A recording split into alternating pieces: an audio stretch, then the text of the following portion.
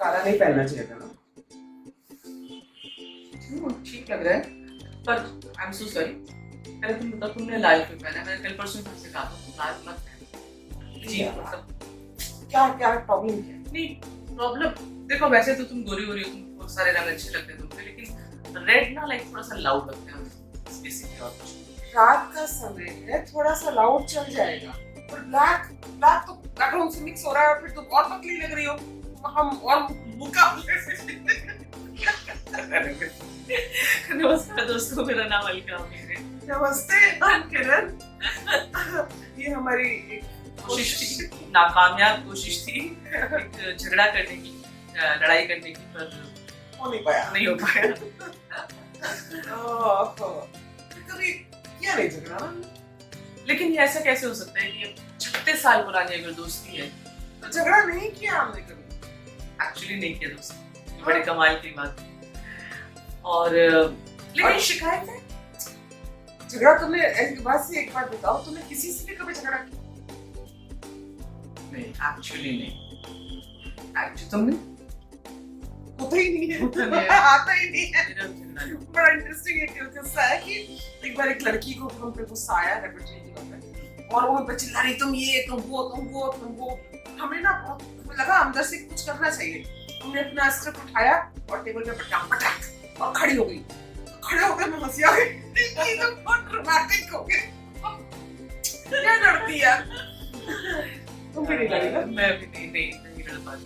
मैं जब एक बहुत छोटी थी ना, तो जो मुझे ये बताया गया था कि अगर आपको कोई ऐसे चांटा दिखा या घूसा दिखाए ना, तो आप उसको आप भी दिखा दो। तो एक्चुअली 7-8 साल की थी किरण, और दिल्ली में कोई लड़की जा रही थी और मैं भी शायद दूध दही लेने के माए भेज देती वैसे गई थी। तो मैंने उस लड़की को देखा, तो मैंने उसको देख के ना ऐसे मुक्का दिखाया। किरण वो लड़की दौड़ के मेरे ऊपर आई, मुझे पटका और उसे दौड़। तो बेसिकली ये एक झगड़ा है जो मुझे याद है, जिसमें मैं पिट पिटा के आ गई थी। झगड़ा तो नहीं तो पिटाई हो गई। खैर हाँ, तो बस ये ऐसा कुछ नहीं बस है, बस हाँ लड़ाइयाँ नहीं हुई हैं। आती नहीं है हम लोगों को, लड़ाई करनी हमसे होती ही नहीं है, और वैसे जरूरत भी नहीं है। हाँ करेक्ट है ना? शिकायत की बात तुम कर रही थी, शिकायतें, बहुत शिकायतें की तुमने हमसे। जैसे किरण बिंदी नहीं लगाई तुमने।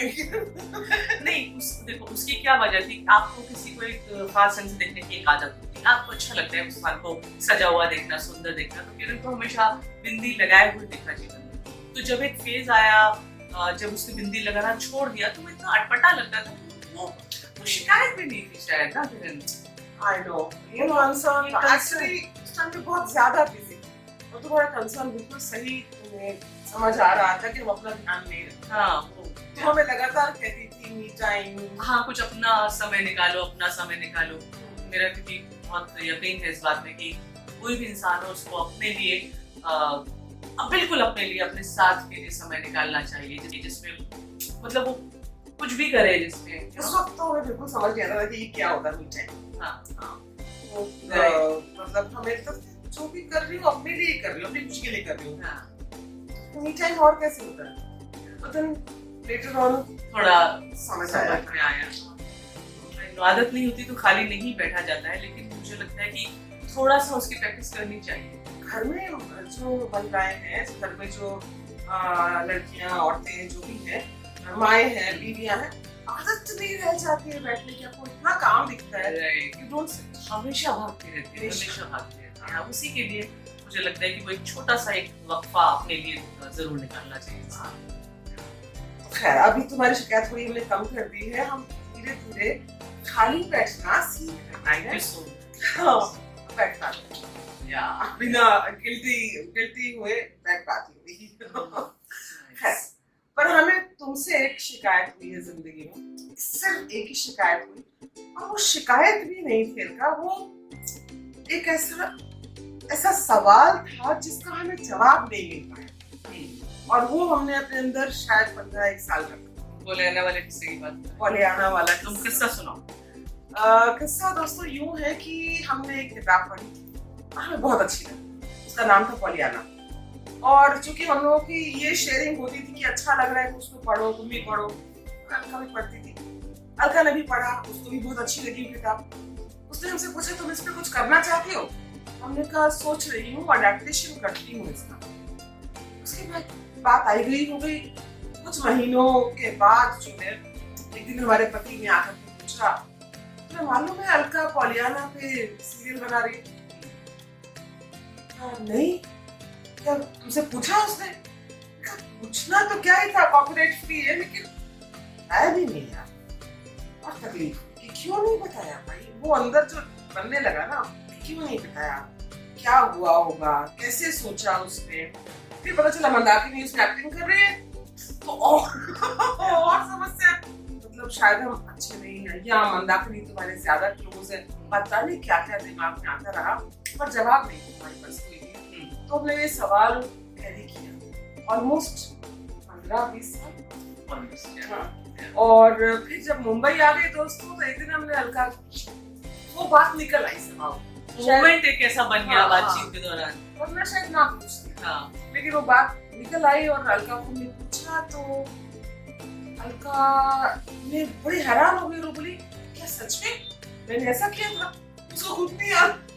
फिर उसने जवाब नहीं दिया, और 2 दिन के बाद उसने हमें जवाब दिया कि यार मैं उस वक्त इतनी बिजी थी, मुझे खुद होश नहीं था, मैं कब स्क्रिप्टिंग कर रही हूँ, कब बच्चे पल रहे हैं, कहाँ घर संभल रहा है, कहाँ नौकरी चल रही, पता नहीं था।